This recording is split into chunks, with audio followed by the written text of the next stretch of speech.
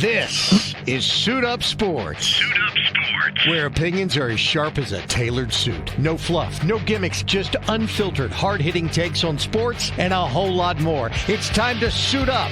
Now here's your host, DJ the Suit Stout.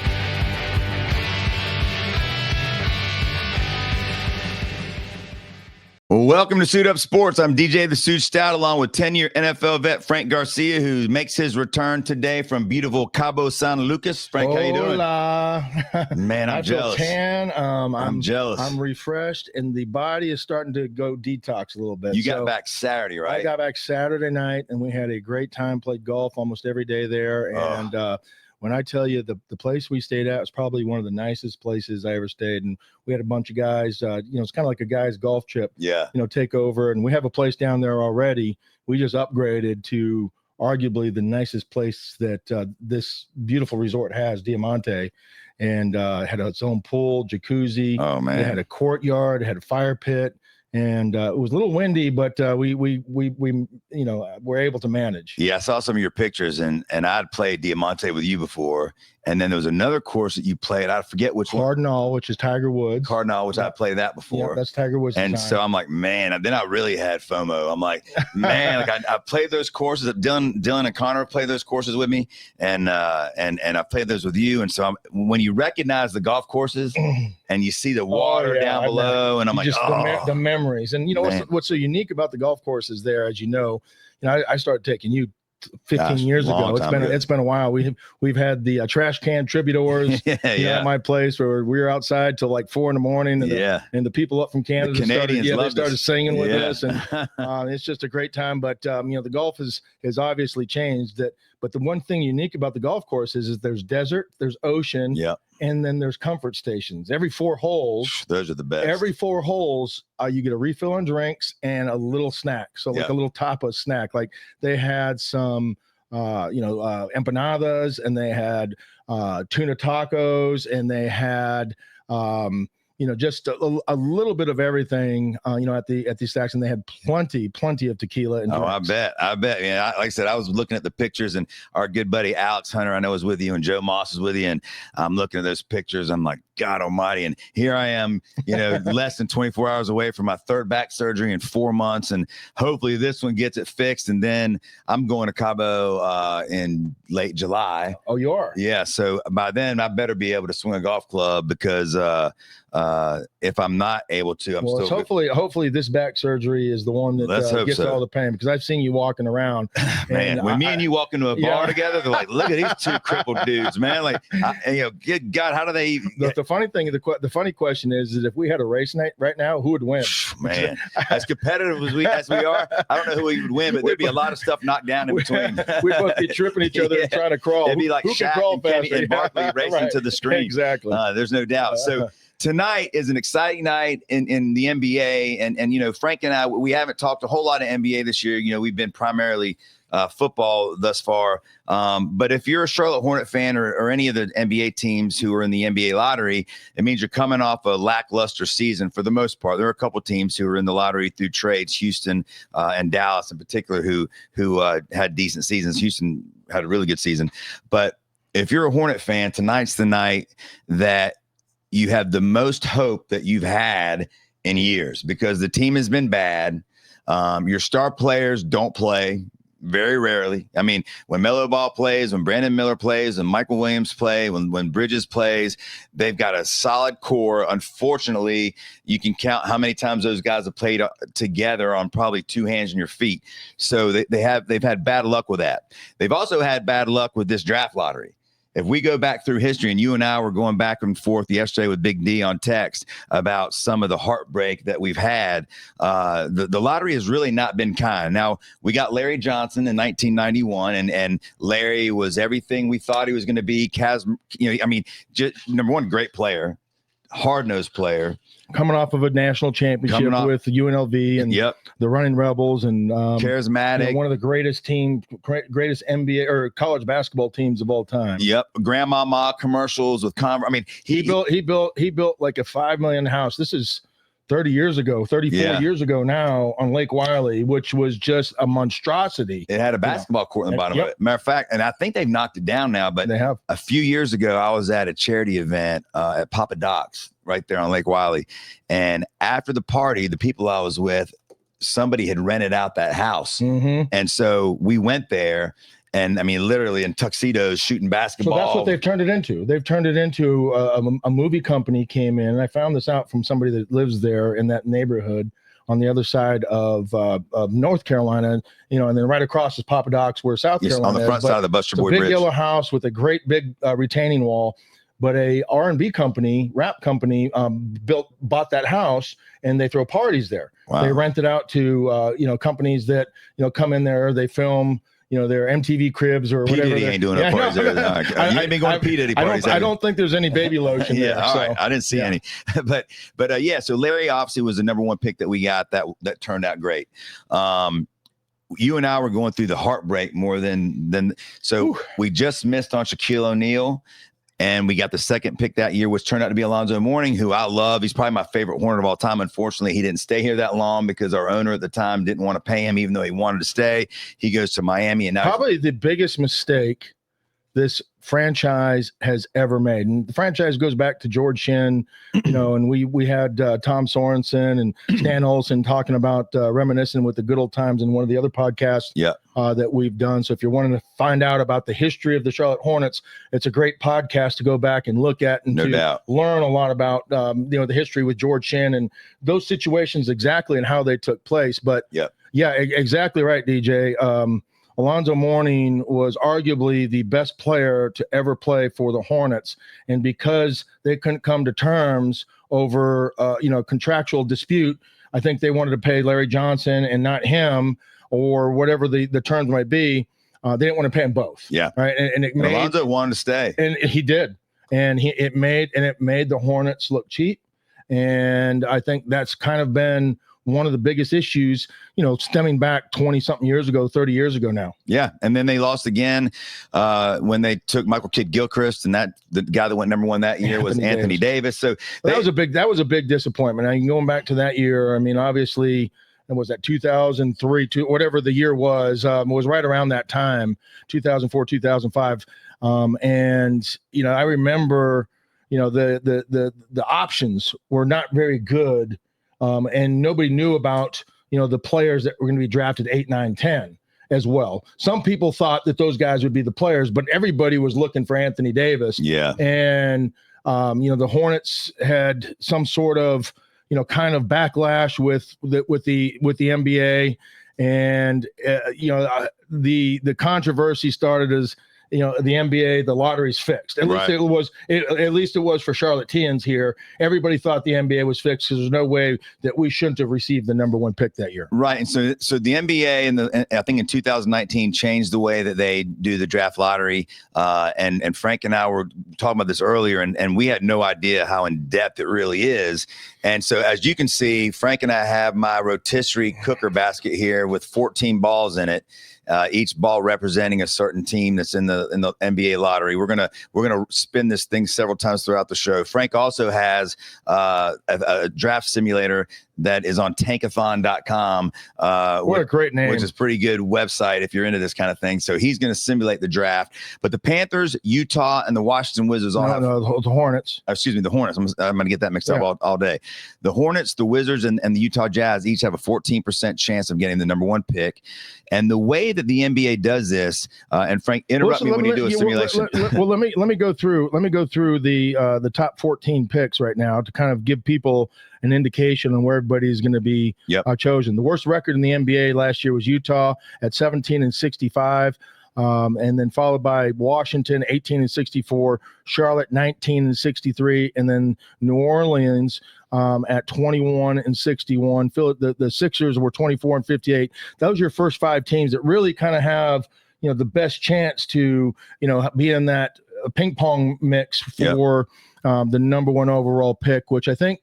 A lot of people are coveting Cooper Flagg to be the unanimous number one. No doubt. And, there's several other guys behind them, but for Charlotte in particular, for them to get the number 1 pick. I don't know if you remember, and I'm sure you do. I know you do. I'm positive you do, that when we took Adam Morrison out of Gonzaga, the hope was the great white hope here for Charlotte Tens is going to be that he unites all the good old boys here, and he's going to reinvigorate this crowd and this city to be exactly what we needed. Unfortunately, I think the premise was correct, right? But the player was not. Right. He turned out to be one of the biggest busts, and he ended up getting a couple of championships sitting on the end of the bench, I believe, for the Lakers, after that, if I'm not mistaken. But he has more rings on his finger than the Hornets do ever. Never won a championship. Closest they've been was, those morning LJ, Muggsy, Glenn Rice years. Rex Chapman was on that team, I believe, as well. But that was probably the closest they've ever been when they went to, I believe, the semifinals and then got beat. So by the Bulls, which the Bulls were beating there. You weren't going to beat the Bulls anyway. So yeah. At the end of the day, DJ, it feels like this organization has been snake bit with this draft that we're about ready to simulate. And I hope for the city's sake that they are going to be as successful as we expect to be in this draft. I hope so. And like I said, the Hornets, Baron Davis, they got one on, and Baron was a great player while he was here. But they have not had much luck in the draft lottery. So obviously, fast forward to 2025. Cooper Flagg is the number 1 guy in everyone's mock draft, regardless of who gets the first pick. Everyone thinks he's a can't miss prospect. He does it all. He shoots the ball. He plays defense. He can handle the ball. All that. Everyone that watched the good, and he's got great character. People love this kid, and he's only 17 years old. Yeah, that might be the biggest not going against him coming up against grown men in the NBA. And you watch where these series are at right now and the physicality that they're being played with. It would be something that he's going to have to grow into his body a little bit more and put that size on, because he's not done growing. We know this as a man.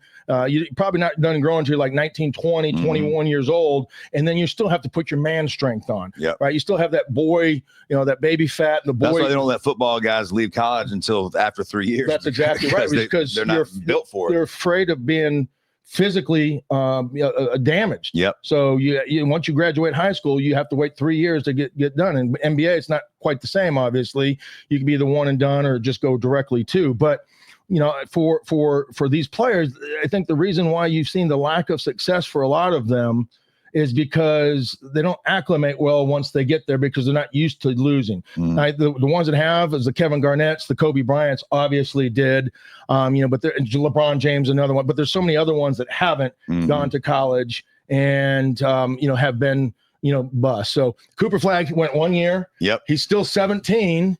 But at least he has that competitiveness and look like the best player in the country. And he already has a good body. I mean, he's not the skinny frail dude. He's got a great frame. He got a good frame. So people think he's unanimous number 1 selection. And again, going back to the lottery and how it works, and Frank and I. Well, this is what you're going to have to explain, because you taught me some things, and I'm sure you did some research. Yeah, with this. It's almost like I was reading a spy novel. So the way that it works is the 14 teams in the draft lottery, and Frank just mentioned some of them, but Utah, Washington, and Charlotte all had the worst 3 records in the NBA. They each have a 14% chance of getting the first pick. The way that it works is, before they go on TV, they're in the back room with their cigars and what else they got back there, and each team is given a list of 4-digit codes. So it could be 1, 5, 9, 10, but it's 1 through 14. So there's 1,001 different combinations, and they give out 1,000 codes. And if you're Utah, Washington, or Charlotte, you get about 140 of those 4-digit codes each, because you're the worst teams, right? So Charlotte's going to get 140 4-digit codes. Utah's going to get about 140 four-digit codes. Same with Washington. And then you go down the list in order, and those amount of codes given out gets less and less and less and less, to where Sacramento, who's the 14th team in the lottery, will probably end up getting somewhere around 7 or 8 codes. Yeah. So you see now how it's not just as simple as getting a lucky and maybe you've got 15 balls and 4 balls, whatever. These are 4-digit codes that have to match up. So if the Hornets and Utah and Washington are each getting around that 140 a piece, and then Sacramento, the last team in the lottery, is getting 7, you see what an upset it really is if Sacramento moves into the top. It would be literally like winning the lottery. Right. It would be, because the odds and the statistics would say that there's no way possible. It would be like the 1 in 500 million that then happens. And we've seen that happen, maybe once with Cleveland, a long time ago, where they moved up into the number 1 overall spot, but it doesn't happen very often. And my only problem with anything with the draft, DJ, is that when you start looking at how you describe things, is that you're picking the line. Maybe it's boring to some people, and you don't want to see them go through, but why not show us? Why not be transparent? I agree 100%. Transparency is the one thing that when you look at this draft, why are they doing? It's like when if you're Dorothy and you finally get to Oz and you hear these great voices talking about all the things, and you pull back the curtains, you see this little guy that's running the entire show. Yeah. Right. I mean, the curtains exposed the fallacy of what was taking place, and they continued to do the draft behind curtains. Yeah, I agree with you. I mean, listen, if you're the NBA, imagine if you televise that part of it. Number one, when you're giving up these 4-digit codes, you could sell a sponsor for that right away. There's money attached to it, whether it's a bank, a security, like a CPI or some type of security company. There's money to be made from a sales standpoint there. Number two, imagine if you're a Hornet fan, you could print out the 140 codes that you have for your team, and you're sitting there following this, like you said, like a lottery. And you're listening to each number, and you get down to that the 3 first numbers have been picked, and you're down to that last one, and you go, oh my God, please be a 7, please be. I mean, it would be an intense, dramatic TV event. Well, you'd celebrate it. You'd be all 100%. Watching it, and at the edge of your seat when that number came out, if you knew what the code was needed to be the number 1 overall pick, you'd jump up and down to celebrate those exactly. Things. And the fact that they just show us the main thing, like you said, is also brings in transparency to where people like us who might go, isn't it kind of weird LeBron went to Cleveland that year? And isn't it kind of weird? I have the perfect sponsor. Ewing went to Knicks. I have the perfect sponsor for this draft. DraftKings. Any of those guys would do it. 100%. Imagine taking the numbers and as you're going through live betting. Oh my God, on these things, how much money that would generate for them? It would be insane. It would be insane. So they're missing the boat on it, and for that reason, as well as the transparency reason. But nonetheless, they take those codes out, and so the first 4-digit code comes out. Whatever team has that code gets the first pick. They do it again. Whatever that code is, so on and so forth. Now, if the code comes out to the same team that already has the number 1 pick, they throw that away. They pick again. They pick another number. After the first 4 teams, it just goes by record. So the Hornets, the worst the Hornets could pick tonight is 7. But for that to happen, that means Chicago, Atlanta, Sacramento, these teams at the very bottom are going to have to get lucky in this with their codes. Whoever they would be. Yeah, right? to jump up into the top 3. That's right. Yeah. Whatever, 3 of those, three of the top 5, 5 below would have to jump the Hornets to be able to do that, which would be the worst luck in the history of the NBA lottery. No doubt. But we are the Hornets, and you never know. And you never know. And again, if you did it in front of people, then we would know. But because you do it behind people, I've heard many things as far as like Michael Jordan is running the team now, and when he bought the Hornets, and everyone thought they'll give him a break on. Well, they thought they would, but a lot of people said the opposite of that as well, because of his dealings with some of the things behind closed doors in the NBA. They said, well, no, we're not going to reward him for that. So you could take one side or the other, but the reality of it is that we should be watching that.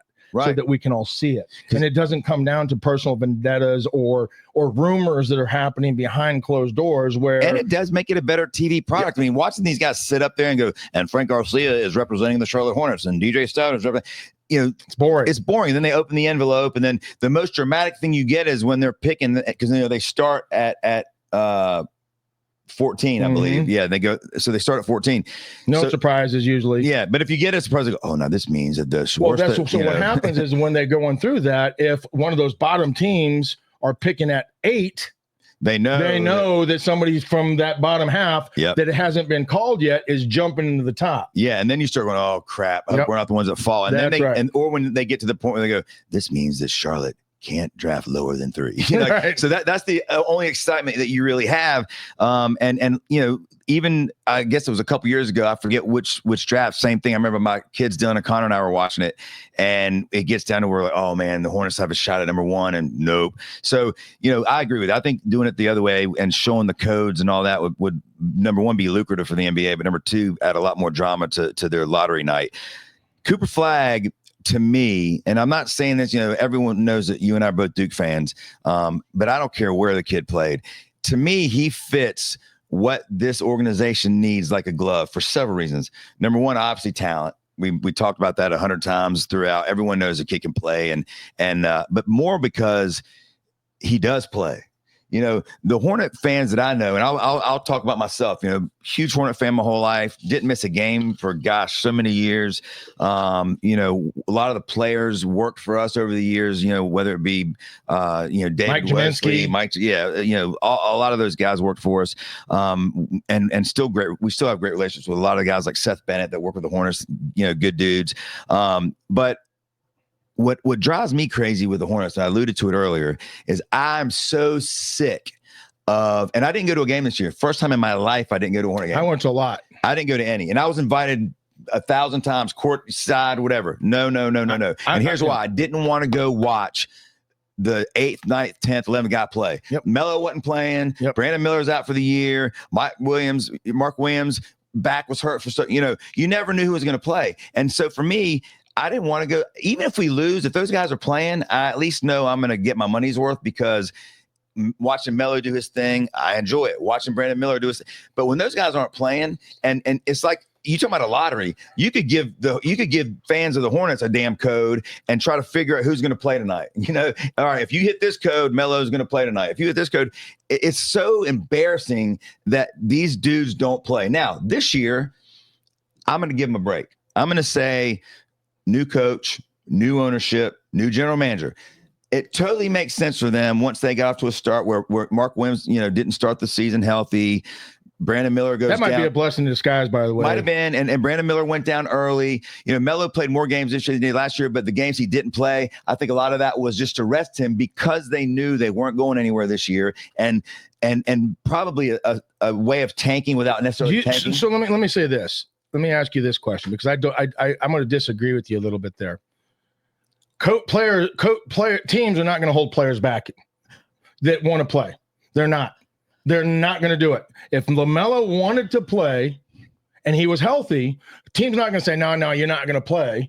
No, they're going to play him, right? If you're an owner of a team and you know that your coach is holding somebody back and I'm losing money because of it, you're damn crazy if you think I'm going to allow that to happen. Again, I have not talked to anybody, so this is just my assumption from what I've heard, but I don't have a source that I could pin it on. I don't think it was just the coach. I think the organization, I think the coach, the GM, and the owner realized that they were not going anywhere this year. So you think that, are you saying they're tanking? Well, I that's what I'm saying. Okay. I think they tanked. Those are two different things. I think they tanked without tanking, if you know what I'm saying. Those are two different things. Now I'm going to take the onus off of LaMelo if that's the case. Correct. And I'm going to put it back on the. And remember, and I started this by saying I'm going to give them the benefit of the doubt, because I do think that once they realized they were going nowhere this year, which was pretty early on when Miller was out, they tried to trade Mark Williams. That thing gets that was a mess. Not the Hornets' fault, by the way, but the Lakers pulled a fast one. But I think that they said, you know what? Let's just get through this year. We want to try to get Cooper Flagg. And by the way, if we don't get Cooper Flagg, this was a ploy to get one guy? I think it was to put them in a position to get one of these top 3 guys, because the one thing about this draft this year that a lot of people say is that there is a lot of superstar potential at the top of this draft. Now, Cooper Flagg, everybody knows. Dylan Harper, the point guard from Rutgers, a lot of people think is maybe the overall best player when it comes to what he brings to the table. Well, we don't need that position. Well, we don't need it. Well, that's true. We don't. But if you're the Hornets, do you pass on the best player to take something you need. No, you take the best player. I think the Hornets got to take the best player, even if it is a point guard, because then you could take Trey Johnson, the shooting guard from Texas, who a lot of people think can be a superstar, and we could use a shooting guard. You could move these guys around some. Or you could take the kid from Baylor. Take the Edgecombe, who's again shooting guard, point guard, kind of great defensive player. Oh, he's a 2-3. Ace Bailey, the small forward from Rutgers. So there are some guys at this. Con Kneppel from Duke, shooting guard. I mean, if you're in that 6 or 7 spot, I'm not picking him at 2. No. I'm talking about if you get 6, 7. My point is this top 6, 7 guys in this draft. Most people believe you're looking at some guys that could be superstar potential. I'm not saying. Don't forget about the center from Duke, Mallywatch. No doubt, who could be a great player in a few years. So if you're the Hornets and you stay in that top 3, I feel like you're going to come away with a very good player. And I think that had to go into the mindset of them of going, you know what, we're not going anywhere. We're not making the playoffs. And Melo's playing enough, but let's not let him play back-to-back nights here. Let's just make sure that next year, when hopefully Brandon Miller's healthy, he's healthy, Mark Williams is healthy, we add another draft choice. The Hornets also have a lot of free. I don't know if they'll spend it. That remains to be seen. But they have a lot of money under the cap this year for the first time in a long time. If they want to go get a free agent, again, not saying anyone will come here who wants to come here. Hopefully, they would find somebody. But my point is, if I give them the benefit of the doubt, and that's why, well, here they are. So if you're the Hornets tonight and you're sitting there and their head coach is going to be up at the podium representing us, and I like him. I think he did a solid job for his first year. Our general manager, owner, they're all going to be there. All they're really doing is going to tell you who picks where. Correct. But if you're there and when you're backstage watching this code process go down, which we won't be, if you're the Hornets and you don't get one of these top 3 picks, I don't care where you pick after that. You're going to walk out of there going, we lost. Because doesn't mean you still might not get a good player, right? We just named some good, Kneppel, Malwatch, was the other kid, Trey Johnson, and here's the Ace Bailey. And here's the challenge to what you're saying, right? And this is why, as an organization, it's a huge risk to take, especially with the way the lottery is done, because this won't be the first time that the Hornets have fallen out of the top 4, and it won't be the first time that other teams haven't fallen out, which could mean you. Right, it happens all the time. No doubt. That Hornets or that the teams that are in the top 4 with the lowest percentage that you've tanked all season for, that you've disappointed all your fans, that you've sat your players for. Now you don't get the prize. Yeah, you've lost. Yeah. You've lost a lot. You've lost value of income that you could have made by having your star player out there getting valuable experience, being tougher, being a leader, showing that he's going to play through hard times, and having other players gravitate around him.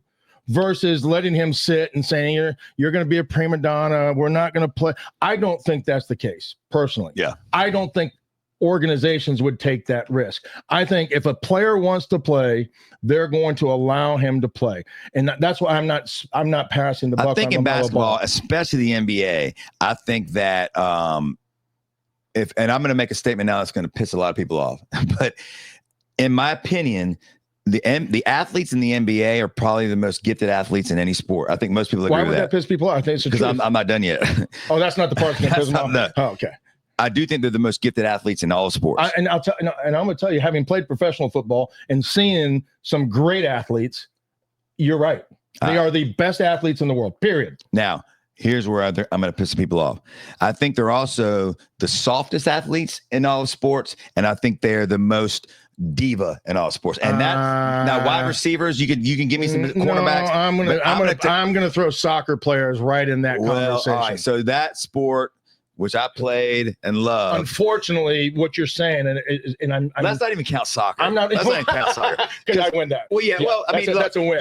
You watch soccer with me. When these guys flop, I can't stand it. There's a reason for that. I just don't think that they're the soccer thing. I would say I don't think those guys are wimps. I just think that game has become that you fall down, you roll over, you act like you're hurt. I can't stand it. Well, guess what? I can't stand it. What you're saying, I agree with. Right? The NBA is becoming like soccer, right? Because of the perceived fouls. You're the star of your league, the face of your league. I have clip upon clip upon clip where I go like this and I almost brush you and hit you, and the guy falls into the third row. The wind of my hand, is so strong. I feel like I'm a Jedi master where I can take you into the third row and you get the foul call. Yeah. Right. Because referees are going to give the benefit of the doubt to the star players. Yeah. Right. So there's advantages for the NBA because there's advantages and because these referees reward that crap. Right? That's the problem. It's not the player that's doing the crap. Well, it's the referees that are rewarding the crap. But the same can be said for soccer. I mean, those guys ain't flopping around. Well, no. In soccer now there's a risk. In soccer there's a risk now. Well, if you flop and you know it's intentional and nobody touches you, you get a red card or a yellow card. And in basketball they have the flop foul too, where they can call flopping and give a technical foul, whatever it is. But still, my point of that is that I think in basketball, I do think a lot of these guys grew up with never having to do a damn thing for themselves. And AAU, look at the stories that come from AAU, and these, like, the coaches that coach these kids are like, man, you ain't gonna be able to handle that kid. He thinks he's the man already. You mean like Shedeur Sanders? Well, he could be a guy that you absolutely could talk about. You mean like LaMelo Ball? That's what I'm talking about. Melo, I'm not sure what side of the fence he falls on. So to go back to your point, when you said the coach is not going to say you're not playing, I think they did say, look, we're going to take it easy towards the end of the year. We want you ready for next year. I don't know if Melo, I don't know. I'm not saying I do. I'm not saying he is or isn't. I don't know if Melo is the kind of player that will go, I'm playing. I don't know if he is. I mean, I'm going to tell you he's not. And because it's my body, my choice. Right, this is 2025. Well, I mean, not necessarily. It's not 100 in basketball. My body, my choice. If the general manager and the owner and the coach come to you and say, "Look, I want out. We're trying to get They're never going to tell you that. I think they do. They will never tell a player that. Why do you think these players don't play back-to-back nights? Because they're soft. Well, that's my point. But no, that's not your point. Because they're not fighting it. They're not going, I want to play. Put me in. That's my point. And not, I mean, my point is that we don't have that player in LaMelo Ball. You're making my point for me. My point is that he's not that guy that's going to say, put me in, coach. Do not sit me. I'm coming in this game. And I'm saying that I don't know if there's not a coach or organization in the world that's going to say, no, son, you're sitting down. You're perfectly healthy. We're tanking. They're not going to do it. I think it happens. I would never want to play for that. I would never want to play for that organization. You know why? Because it costs me money. And it costs my other players money on the team. I'm a superstar. I'm going to get mine. But everybody else that's trying to get theirs, I don't want to be anywhere a part of that organization. And if that word gets out, you'll never see any free agents come in. And see, what I'm saying is I disagree. I think that the mindset in the NBA now, that's what it is. I mean, name me some of the players. Now, I mean, we could name a handful right now. I'm not saying you're wrong. I'm not saying you're wrong on that part. But I'm not saying don't blame the organization when you have a soft player.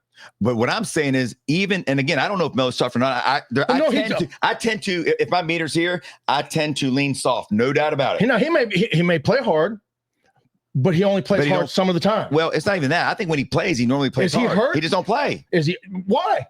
Well, this is what I'm saying. The organization is not telling him to sit down. I think that I would bet every dollar I had. I would bet you the second half of this year, when he had 2 little minor surgeries right during the end of the season. There were times where he didn't play back to back or whatever, and they even said we were just being cautious with him.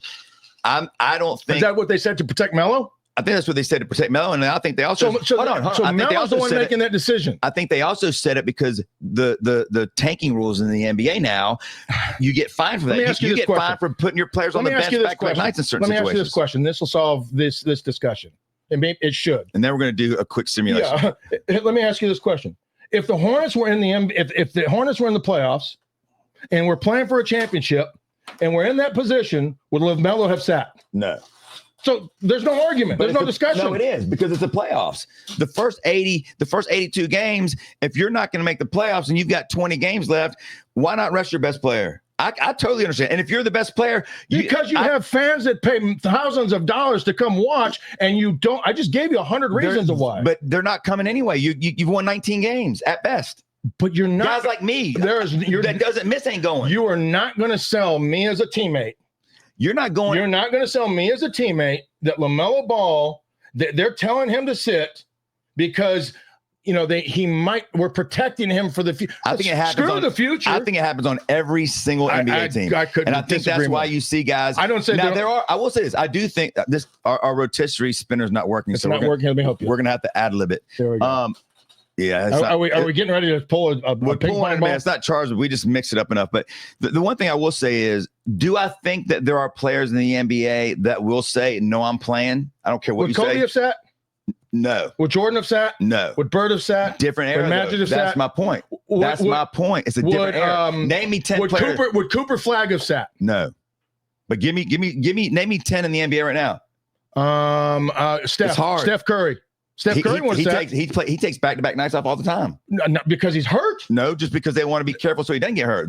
He's also in the playoffs. No, I'm talking about during regular season. They won't play back-to-back nights. That's become the norm. Is what I'm saying in the NBA. They're being smart about when his team is in the hunt for the playoffs. When you're not in the hunt for the playoffs and you're going out there. He sat some during the end of the regular season when he was just getting. They wanted to make sure he had. And he's older. That's right. He also has a lot of wear and tear on those legs. No doubt. This is his 12th, 13th year, whatever it is, going into that. That's what I'm saying. A young player coming in that's trying to establish himself as a leader, if you allow that guy to sit, you might as well kiss your ass goodbye as a franchise. That's why I'm saying I think it's just become the norm. Remember when they put these tanking rules in? The reason they have all these codes now are because of the tanking rules. These teams were tanking. They weren't playing their stars, or they weren't playing back-to-back nights. They didn't have any superstars, though. Doesn't matter. My point is, does matter. If you have a player who you think is your future, and you've got 20 games left or whatever the case may be, and this dude, and look, Melo he's always nicked up, it seems, right? His wrist, his ankles are always an issue. So if you want to, again, benefit of the doubt, say, look, I get him giving him a back-to-back night off sometimes. They're not going to, and if he says, okay, I'm cool with that, I don't even have a problem with that. What I have a problem with is, forget the back-to-backs, forget those nights. What about all the other nights? Like, why are you always hurt? That's where I just question, is he soft or does he have the heart? Did he get paid? Here's the problem. So we just don't know that with him. No, we do know. This next year, I think, because character doesn't change. What you do in practice, what you do in the offseason doesn't change. Well, the team says that he's in the gym all the time, working his butt off. I mean, the team praises him for all that. But he stays in Charlotte, which a lot of guys don't. There's a lot of people that stay in Charlotte and hang out and go play basketball at the gym. And again, I'm not trying to be a lot of guys that go shoot free throws. I'm not trying to be LaMelo's. The problem is the reputation that preceded him coming in was what? And it wasn't hurt. It was maybe a diva. It was diva. Yeah. There's no difference between him and Shedeur Sanders with Dion dictating things and him not being prepared to go into meetings. Those things just don't. The light doesn't just turn on. But to compare Melo, you can't compare Melo to Shedeur. Absolutely, because Melo interviewed great with all the teams. All the teams didn't have, like, it wasn't like Shedeur when he went in there and didn't read the playbook. We don't know how he interviewed. That wasn't we do, because when during that draft, if you remember, a lot of people thought he could go number one. Golden State really wanted him right behind us. Why did they take him? Well, because he wasn't there. We took him. Anthony Edwards went number one, which got, again, another draft that the Hornets could have got lucky on and had Anthony Edwards. I'll give you another one. Anthony, does he miss games regularly? Like I said, we can put some guys on paper that usually don't, but it's a small list. And I mean, I can name you 5 or 6 right now, but it's a small list. I think the list is smaller. Which, by the way, that's what makes what LeBron James, like him or not, the fact that he has played as many games and he doesn't do it, and he's 40 years old. But he started to do it more. He started to do it more in his career. But I think we can. But early on in his career, he was not a guy. He played through injuries. He was tough. Yep. He and I love Russell Westbrook's the guy and I loved watching him play. Only over the last handful of years, when the politics have gotten involved, and also the being the face of the NBA and speaking up for playing less games, not more games. Mm-hmm. Charles Barkley has ripped them. Shaq has ripped them. Yeah. Kenny has ripped them. They've all ripped them for not giving you what you paid for as a fan. How can you sit there as a player knowing that people are paying their hard-earned money and not go out and give them 110%? But what I'm saying back to that's stealing from them. Well, I don't necessarily disagree, but what I'm saying, though, is, in my opinion, it's just the NBA culture that these guys, it's not a bad thing anymore to miss a game or two here and there. I'll give you some names, like Jason Tatum. We both think he's a very good player. Guess what? When he plays the Hornets, he don't play half the time. He don't care. A game or two here or there is one thing. And I can understand after a long series resting a player to get his legs back because he needs it and he's older or whatever it might be. He's your best player. I'm not saying any of that. But when it's a pattern and you're missing those home games in front of your home crowd and you're not – I went to 10 games this year. You know how many times I saw LaMelo Ball play? Probably twice. 0. Yeah. Didn't see him play one time. Home games. And this year he played more games than he did last year. So if he's on a road and he's coming off of a big series and a road series and whatever, and he's on the road and you need to rest him, I have no problem with that. That's a completely different scenario than sitting here at home when, your fans are going to be supporting him and watching him and paying their hard-earned money to go in there are paying that. And then he's over there and I can't play. The team doesn't want me. No, you're taking a day off because you're lazy or because you don't want to give it out there and give it a go. I just think a lot of it is the culture. I'll give you another example. So Brandon Miller. I like Brandon Miller a lot. I liked him when we drafted him. I thought he had a great rookie year. This year, in the first game of this year at Houston, which we ended up winning, he gets hurt early in the game, and then he misses like a week or two. And I'm thinking, well, injuries happen. No, but my point is, even when I saw this injury, I'm thinking, and you never know. I'm thinking, come on, dude, like you can play through that next game. I was so disappointed when he didn't play. When the Melo has missed, I know he had the wrist surgery and the ankles, and he wouldn't wear ankle braces. I get it. What's the center for? We could name a lot of superstars that miss a lot of these. To me, I think it's just kind of the culture. Look at Kawhi Leonard. He never plays. He's playing great. He's 100 years old. My point is, the superstars of the game, a lot of them Leonard don't. In his early years didn't miss a game. He's my most underrated, hardest working player, like LeBron to ever play. 5 or 6 years. He's 100 years old, hanging on. He looked pretty doggone good in that first series, and he played. But he don't play. Because he's 100 years old. And back to the original point of this is this, and this shows you why, because you and I just had that conversation about it. Cooper Flagg would be a home run for this team because everyone saw him sprain his ankle in the ACC tournament. Everyone thought he broke it. They saw him getting wheeled out of there in a wheelchair and with the towel over his head, upset. And a week later in round one of the NCAA tournament, he suits up and he's out there. Yep. And my point is, he's a guy that's going to play. He's the guy that might go to the coach and go, you're not taking me out of the game. I'm playing.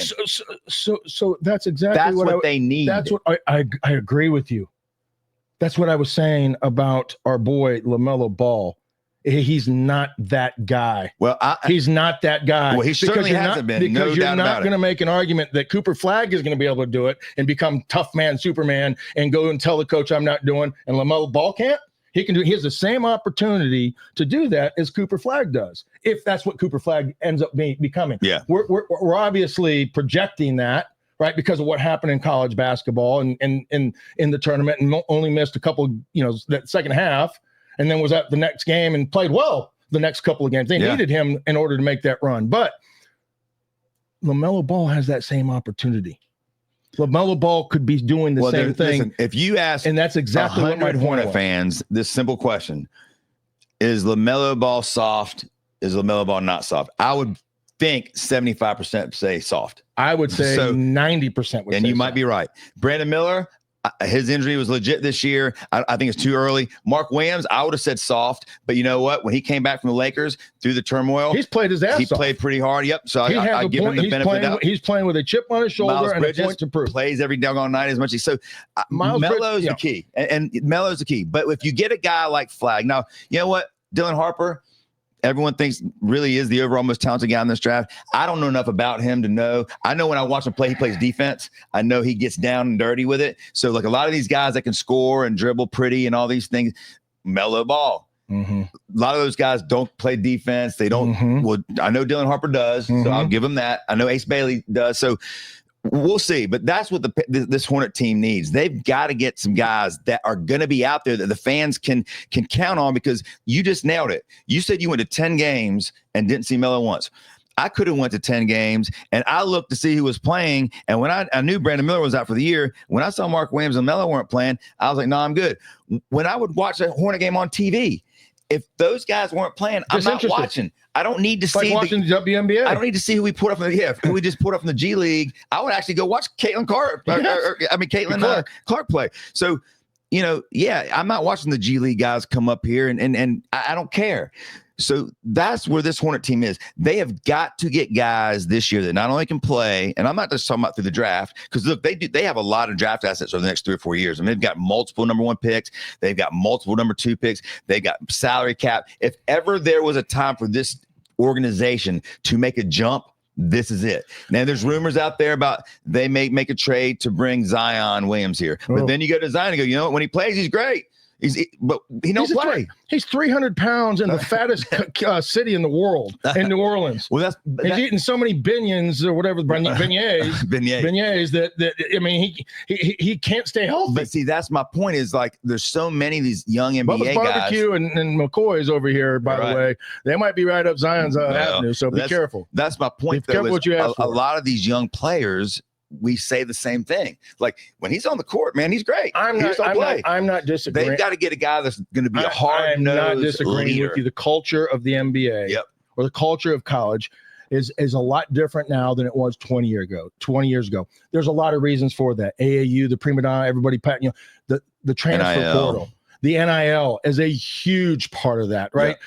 You've heard Saban talk about this in football. The same thing. You look at these coaches, and that have coached college basketball, and now they're NBA or watching the cycle take place. Giving somebody money and not putting that chip on the shoulder, because that's what the NBA used to be about. Was it once you reach to the top, that's where you get paid, and I'm going to have to fight, scrap, and do everything I can. It was also the reason why a lot of organizations weren't going to want to pay guys, because they didn't believe in their character, and they felt like once they paid them, they were done. They were going to tap out, and they were going to start sitting out. Yeah. Right. So what's happened in the culture, right? Players have started getting paid a lot earlier. And so that hunger to get to the top of the mountain is no longer there, because the entitlement exists.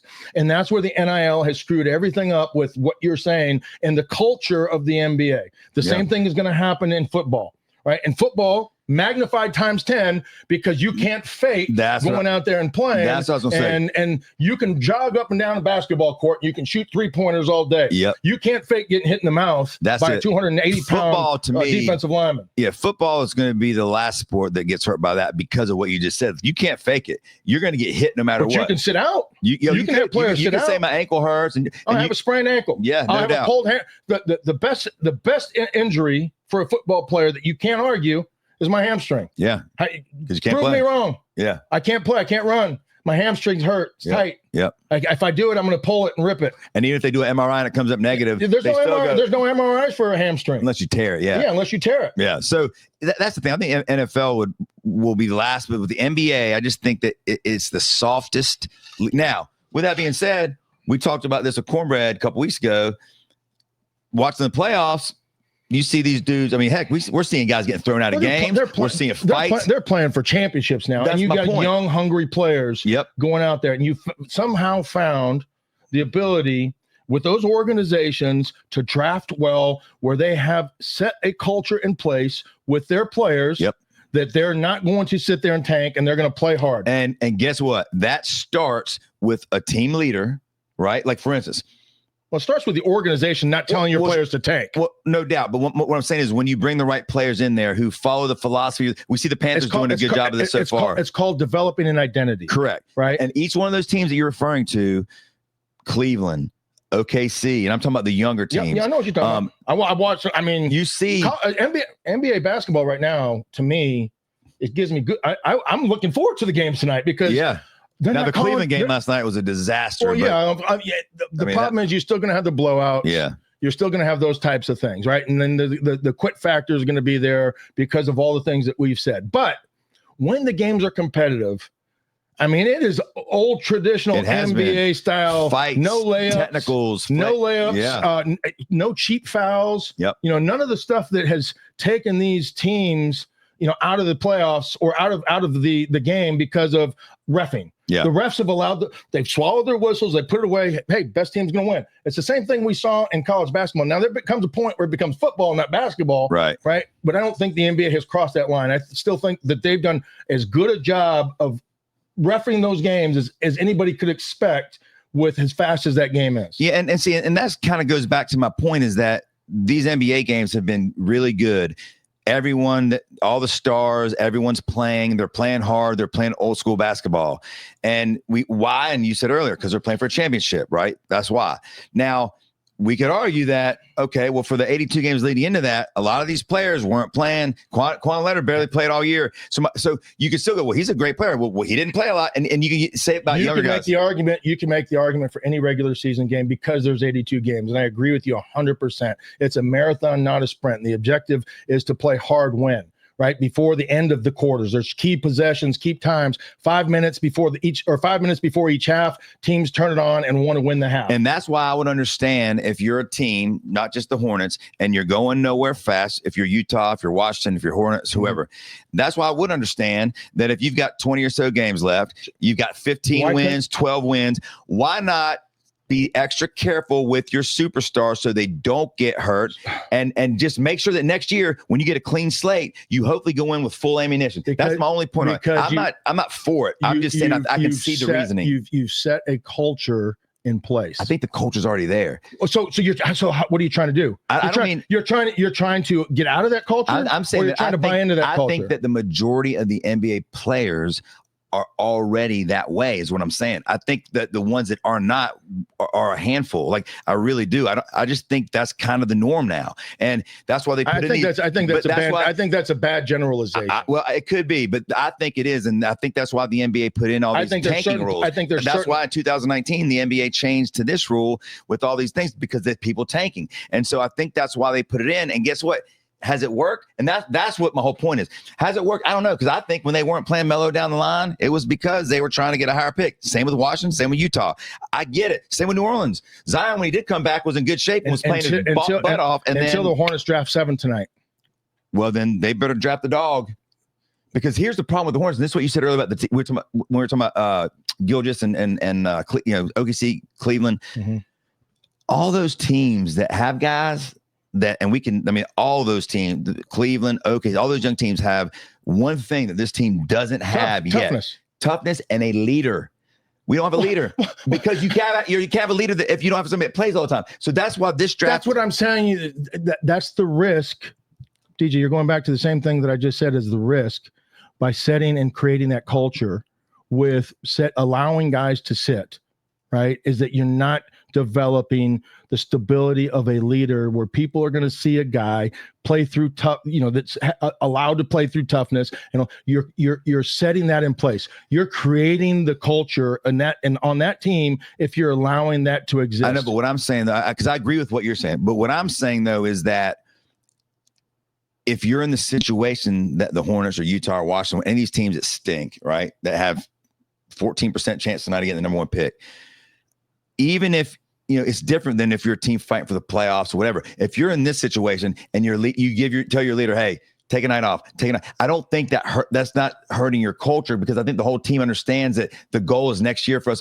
If you're going for the playoffs, how do you tell that to a team?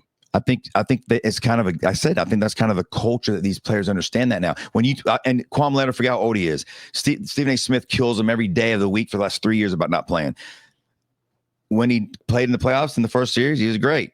He didn't hardly play. They give him in his contract. I think he actually gets certain nights off with that, which I think is ridiculous. But I do think that when he comes and plays, I don't think for 1 second that the other players on the team go, he's our leader. He's great on defense. My point is, I think that you can have some of both.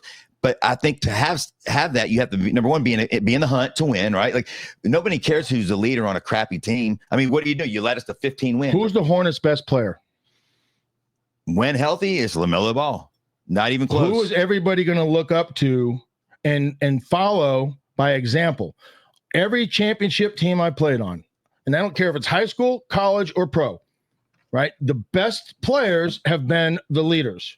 No doubt. Why? Because they work the hardest. They show up early. They lead by example. They lead by example. They leave late. They put in the time, and they command excellence from every other player on that team. When your best player is the biggest problem on, being injured or not playing, or the diva and sitting out, everybody else is going to see what? Oh, it's okay to do that. So if you're allowing that culture to exist on the team and in that organization, you're never going to be a quality organization, is why they cannot come out and say that to the other team or allow that to exist. If a player says they want to play, every other player in that locker room is watching to see how the team reacts.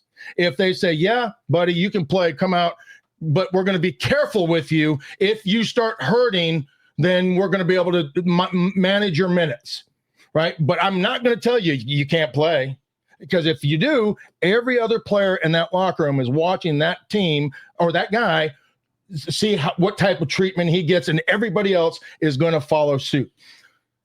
The problem with the Hornets is exactly what you said.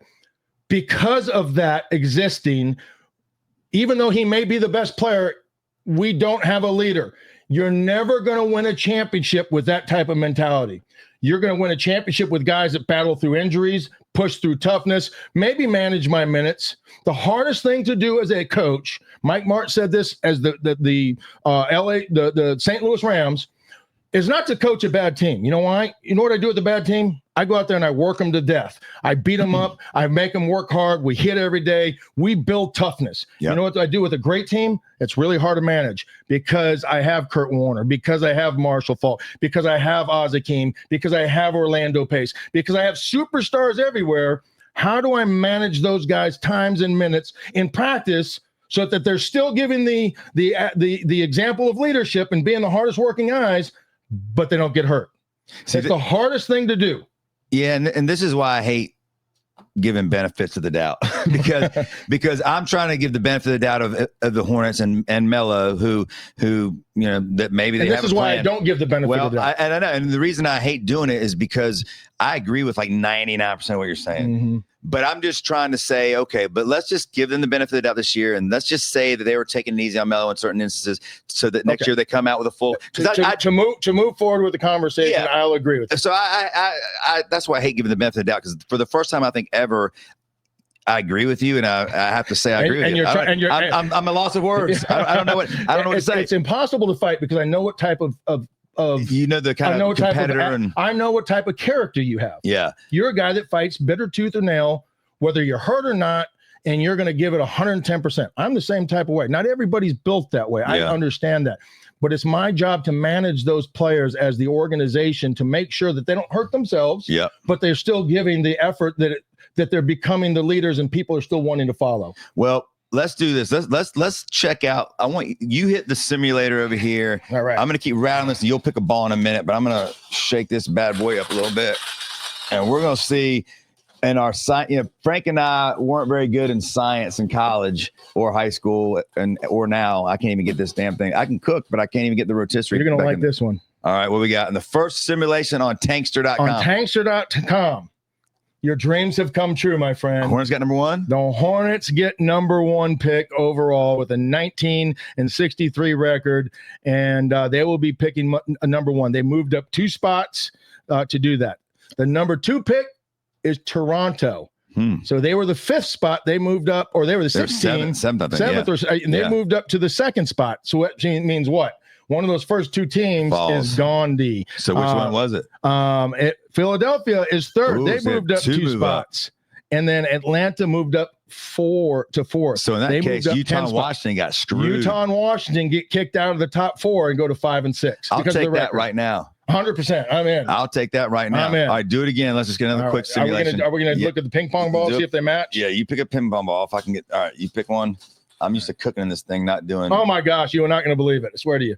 2 in a row. Okay. 2 in a row. Who was second in that 2 one? in a row. The New Orleans Pelicans. So they would have just moved up a couple spots. They moved up from 4 to 2. Yep. San Antonio is now the 3rd team. And they would have moved up from 8. They moved up from 8 to 5. I hope we don't see all this moving tonight. And then unless the Hornets are number 1. The 76ers moved up from 5 to 4. And see, that's the thing about tanking, that the 76ers have Paul George, who was hurt a lot this year. They have the center that's never plays. My God, but when he does, he's great. I can't believe I'm forgetting his name. But they're a team that's loaded. I know what you're talking about. Yeah, go ahead. They're loaded with talent.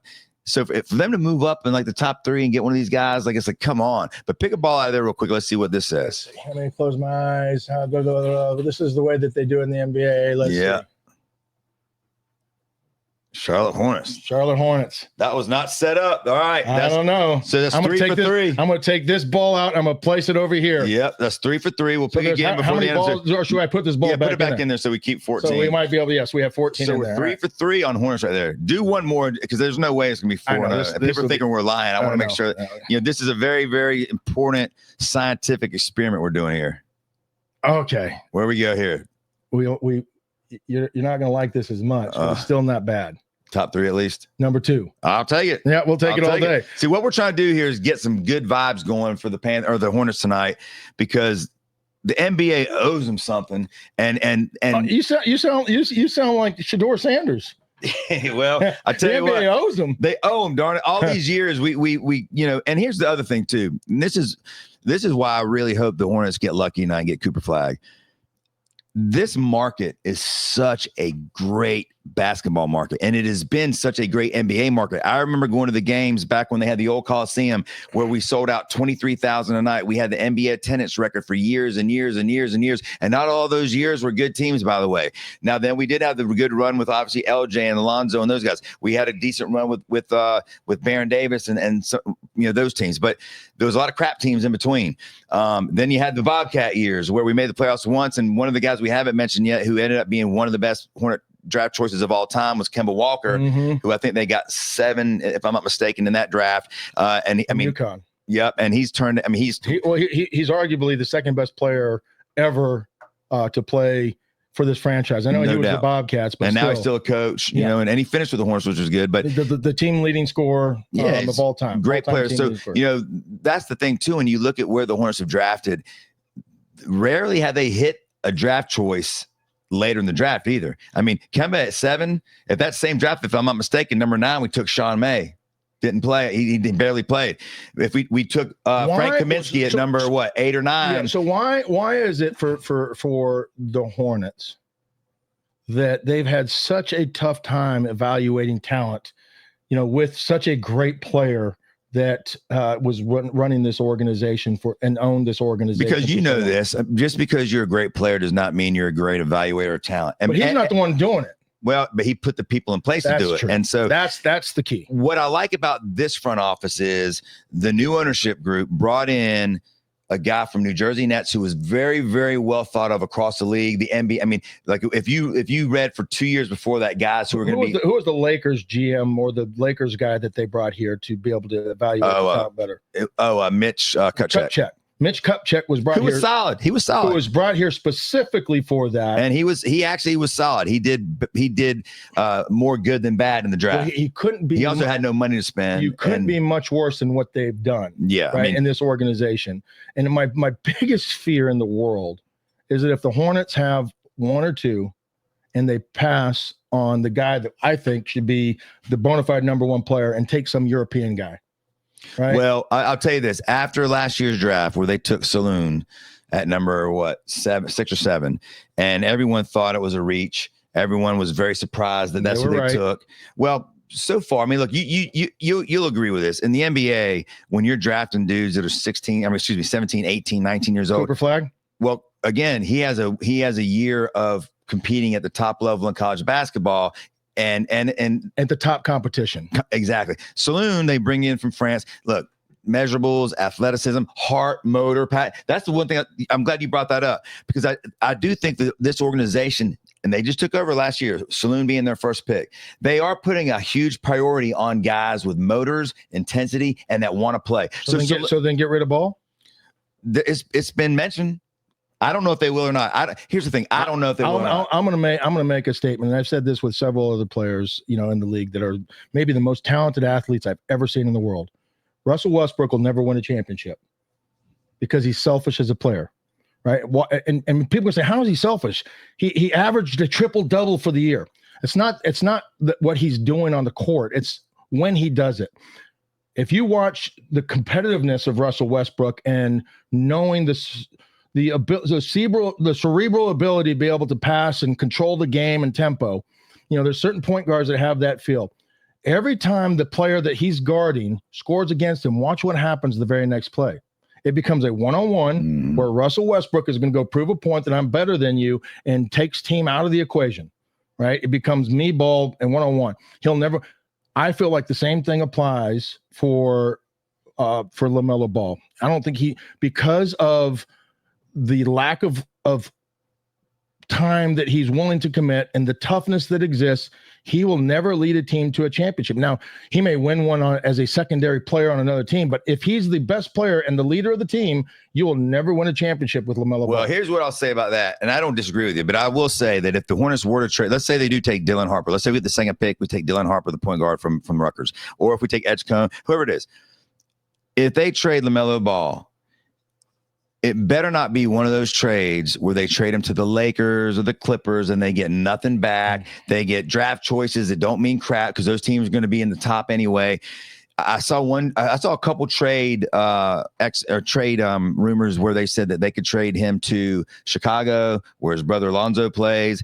They've got two good point guards in Giddey and Kobe White. Good luck, Chicago. Bring him in with a couple players. Never win a championship. Would you trade him to New Orleans in the Zion Williams package? I wouldn't trade him for Zion either. And I love Zion in college, but I wouldn't trade him for Zion either. But I don't think Zion's going to win. See, that's my point. Is like if they're going to trade him, I hope whatever the trade is brings back at least two doggone good players. It would have to be a player of like Ant's caliber. Right, Anthony Edwards. Well, I don't think they're gonna. I don't think. And why would they ever trade that? I do think that if you could get a Josh Giddey or Kobe White and a player from Chicago and a pick, obviously, maybe you talk about it. You're gonna have to draft. Melo to me is the guy though that scares me that you trade him and then he turns into a superstar. Okay, good. Go be a superstar somewhere else. That might be fine. And you're never going to win a championship. But we better get some players for him and not just do. Some of these trades, like that's why the Luka trade was so crazy and blew everybody away. You had two superstars being traded. That rarely happens. Normally, it's like you trade one player that's a lot better than the other. They get 18 draft choices. Now you have two divas on the team. Who? Luka and LeBron. Neither one of them. I mean, LeBron can play defense when he wants to, but he's 100 years old. He's 4 years old. So he's not going to do it consistent. And Luka doesn't play a lick of defense. Nope. That's the reason why they're sitting there watching with popcorn. Melo's defensive ratings this year got better. He definitely played the best defense he's played in his career. So here's the problem. But it's not good defense. Here's the problem. LaMelo has the physical ability to be as good as he wants to be. He could be the best player at his position. Athletic. He's 6'7", 6'8", whatever he is, and he can shoot, he can pass, he can dribble, he's creative. Yep. You can't teach a guy to want to, right? There's only certain things you can control. You're doggone right. Your attitude and your effort, right? You can't control fashion. He has all the intangibles in the world. He doesn't have the attitude, in my opinion, or play with the effort necessary to bring the game up of other people so that they say, I'm going to be like him. And if they don't, Kobe Bryant, Michael Jordan, you think they'd stand for that? He's not going to force other guys to do it because he's not doing it himself. Yeah. Right? You need that type of player with that type of character charisma to come in and take over, and he has to be better than LaMelo. He has to be better than LaMelo, and people have to want to follow him. Right? That's the one thing I'm concerned about with Flagg is he's still young. I think rookie year, you're going to have to ease into that eventually anyway. Will get there. Yeah. But that work ethic is going to be contagious. And people that want to be there, if that's the kind of culture you're building as an organization with a new organization, you're going to point to Cooper Flagg and you're going to put him in the positions. And you know what you have to do with LaMelo? Trade him. It's going to be interesting. And listen, if they take Dylan Harper at number 2, which is a point guard, then there's going to be more rumors. And when you look at the Panther or the Hornets roster, and I talked to somebody inside the organization last week, and I just went, tell me about this player. Tell me about this player. Tell me about this player. And they're so Melo, love him. Great guy, great teammate. Hold on. Well, I'll get to it. They love Melo. Great player, great teammate. The other players love him. They look up to him. And I went down. I get to Brandon Miller, who I like a lot. I thought Brandon Miller, if he would have stayed healthy this year, maybe he's the guy that takes that next leap. Man, he's in his feelings a lot. And you hear that about a lot. And that was my point earlier about these young players that come through that AAU pipeline. And, so he's in his feelings a lot. They all come through the AAU pipeline. But some are different than others. It has nothing to do with Cooper Flagg, where Cooper Flagg played. He was playing with 3 other guys that are going to be top picks. But that doesn't have anything to do with the AAU pipeline. That has everything to do with what I can control And that's my attitude. Well, that's in anything, but AAU. I can go through the AAU and still to a lot of these guys more than they do others. Well, they do. I mean, but it's the same thing with money. It's the same thing with money. The same thing I said about money before.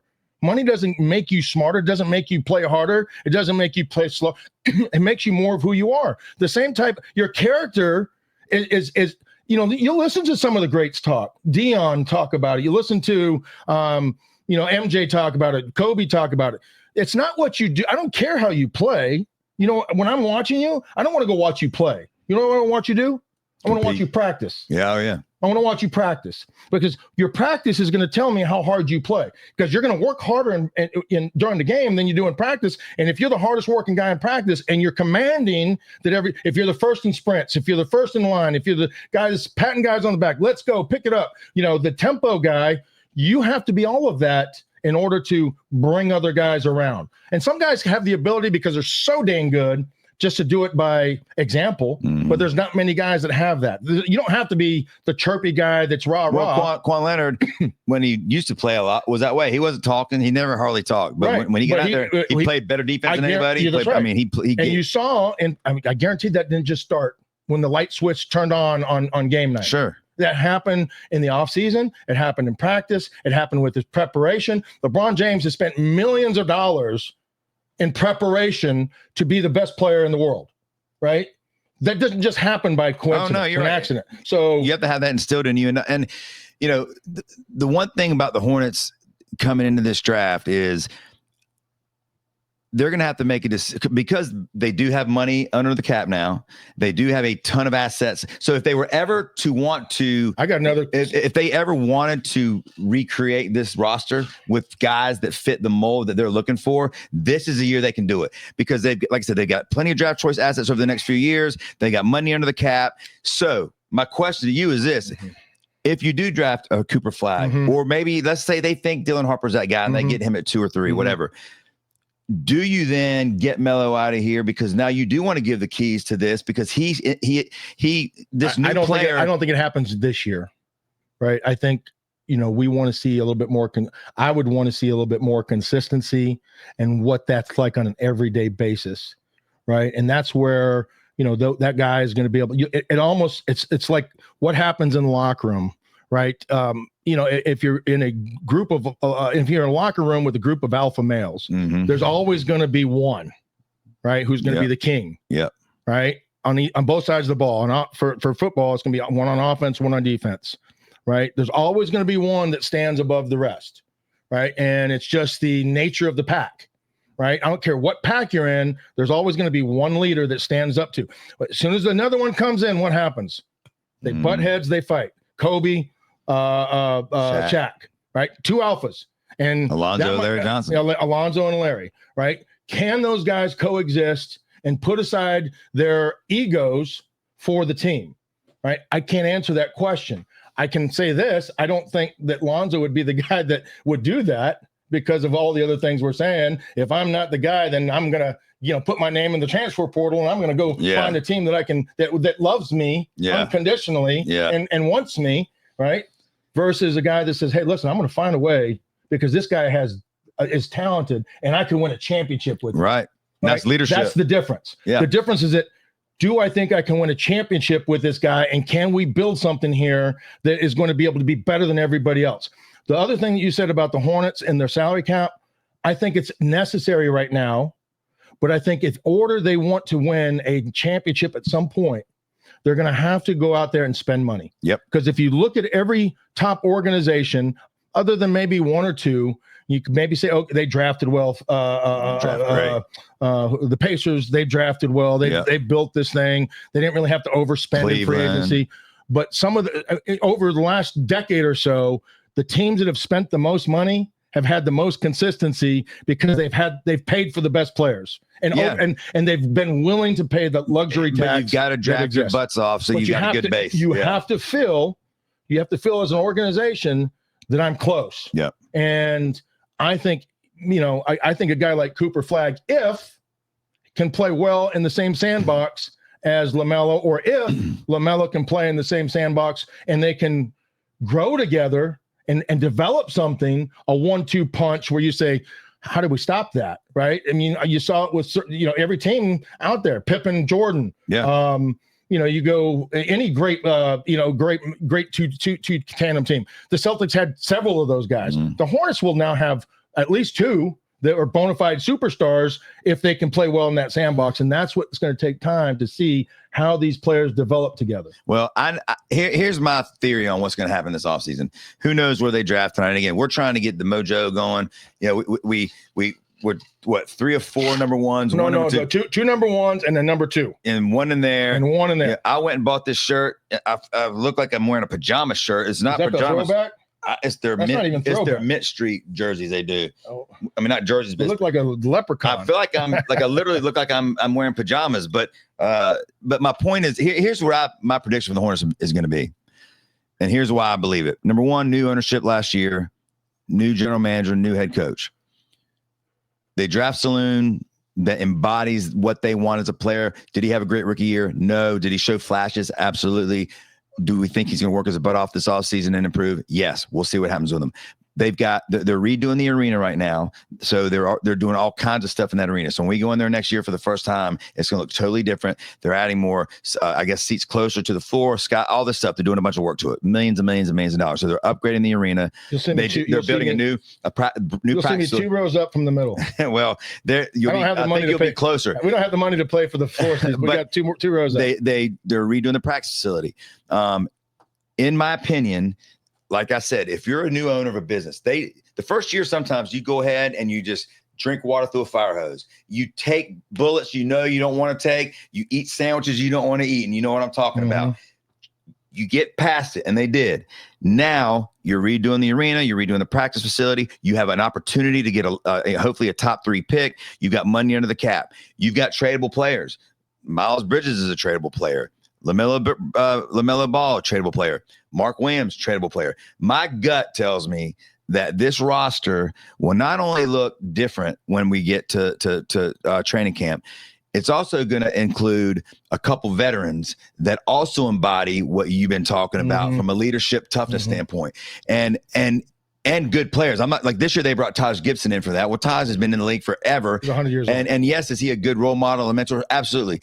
But we need somebody that's going to be playing 30 minutes a game doing that. So nothing against Taj, but they need a guy like that. And I really do think they're getting ready to remake this roster. I think it starts tonight. I think if they get lucky and get the first pick, Cooper Flagg's a no-brainer. I think if they don't get the first pick, I think anything is it could be out there. It could be a trade. I think everything's on the table after that. I don't know if trading back or trading would be the right. I don't mean back. I mean, let's say they get the 5th pick and they add the 5th pick and Miles Bridges for Zion Williams. If they get the 5th pick, you're going to see a lot of people that are very frustrated with the NBA here in this city. Oh, no doubt about it. And that's why we are trying to change the mojo and hope that they get lucky. I mean, look, it happens about once a decade, it seems. And nobody can guarantee that Cooper Flagg can be a great player, but man, on paper and what we watched last year at Duke, that guy right there. And look, the 2 Rucker kids too. I mean, they can play. I don't know more as much about their, off the field, off the court stuff as far as their work ethic or whatever. I have heard good things, especially about Dylan Harper, that he's a dog. And, you read comparisons about players and you never know. The Edgecombe kid from Baylor, I know I watched those guys play quite a bit. He was a true freshman this year, and he was a dog. I mean, he plays hard. He reminds me of Anthony Edwards. And Anthony Edwards, if you remember when he was at Georgia, was not a great shooter coming to the NBA. He was great getting to the basket, around the basket, defense, and he really didn't develop his 3-point shot until the last year and a half. I mean, they talked about last night or the other night during the game. Edgecombe reminds me of that a little bit. So if you're in that 3 or 4 spot, top 3 or 4 spot, I do think you can get a dog out of this. We just need the number 1 pick. Screw Utah, screw Washington. All of them other teams, get them out of here. Nobody wants to go live in Utah. Washington, who wants to live in Washington? I mean, unless Trump's going to give you a room in the White House, nobody wants to live in Washington. So let's bring Cooper Flagg to Charlotte and let's end this crap that the NBA and their little ping pong balls and their codes and all this crap. I mean, it's time. I'm going to tell you what, if the Hornets get the number 1 overall pick, you're going to see a buzz around this city that we haven't seen for the Hornets in quite some time. No doubt. And I'll say this, there's been always such a tumultuous relationship between UNC and Duke, right? And I'll say this as well. Charlotte is a North Carolina town. It's a UNC town. Banks, support, money. We talked about it with Charlotte, the Charlotte University. UNC Charlotte. It's a North Carolina Tar Heel town. Right. I think that if they get Cooper Flagg, you'll see even those Tar Heels rooting for him. Well, I've talked to several buddies of mine that went to Carolina, are huge Tar Heel fans. And they echo that. They're like, man, didn't like him when he was because here's the other thing about Didn't like him more than Duke, but now he's on my team. Exactly. I'm gonna love him. And you can go through, like, I can give you guys Pedro Martinez when he pitched for the Boston Red Sox. I hated him. How many as soon as he became a Met, I loved him. That's how it works. But the thing about Cooper Flagg is Charles Barkley was mine. Yeah, I mean, we could. I hated him when he was 76. Then he came to Phoenix. As soon as he was a Sun, he was my favorite player. Exactly. And the one thing about Cooper Flagg that these Carolina fans that I've talked to tell me is that even though, he was a great player against them and they hated that he was at Duke, he wasn't one of those Duke players they hated. Like, there's a difference. Like, they hated Christian Laettner. They hated Bobby Hurley. They hated those guys. Flagg didn't do anything to be hated. He just played great basketball. Now there was the one thing with his mom, whatever happened to him, that hurt some of the Carolina. Those Carolina fans are the ones that wear dimes and their penny loafers. They're still wearing masks. Yeah. So that was, but the majority of the Carolina fans I've talked to are like, bring him here. And you're right. It would be the biggest shot of adrenaline into this organization that they've had. And honestly, because when Melo was picked, he was the 3rd overall. I mean, Larry Johnson, and we're going way back now, right? This is 91. So I was a sophomore in college or whatever. And I remember the buzz back then when we got Larry Johnson. You couldn't go anywhere, watch TV. I mean, now with social media, it would be similar to that. At one point, we had the highest attendance rate back at the old Coliseum. We had it every year of every team around. And number two that you don't think about, we had the hottest selling merchandise in the NBA here. No doubt, because the colors and the buzz that was created with that group of players. Doggone well that wherever Cooper Flagg goes, that jersey is going to be number 1 tomorrow. And by the way, you know who has the number 1 selling rookie jersey in the NFL right now? Shador. Your guy. Yeah, Shador. Did you buy one yet? No, I don't want to burn it. Are you sure? Yeah, you didn't buy one? You haven't been watching him working out the rookie camp? You haven't watching it? I don't He's want been dropping bombs and buckets like 50 yards right in their hands. I don't want to have a Cleveland jersey one week and then a Packers jersey the next. Whatever practice squad. Well, guys, thank you for joining us. Hopefully you guys take what you've heard today, manifest it. 7:00 tonight, NBA draft lottery, and let's hope that those 4-digit codes. Any of you tech guys, by the way, if have you can, the ability to tap in, tap into that drum machine that they call it, and help us out. We'll be back Friday, obviously talking about what happens tonight in the NBA draft lottery. Also discuss some NBA. Panthers rookie camp, which we didn't get into today, ended yesterday, and there's some pretty good stories coming out of that. Again, it is rookie camp, no pads. One of my buddies is his son is on the team on Panthers. Yeah. Oh, the safety from Oregon. Yeah, that's right. Brady Breeze. Yep. I loved him in college. I'd love to see him pan out here. That'd be great. He was in college. He was a beast. He's going to be a good player. So everybody, get on board tonight, 7:00. Hornets need the first pick in the draft. Cooper Flagg. Let's get it done. And Friday we'll celebrate. Have a good night.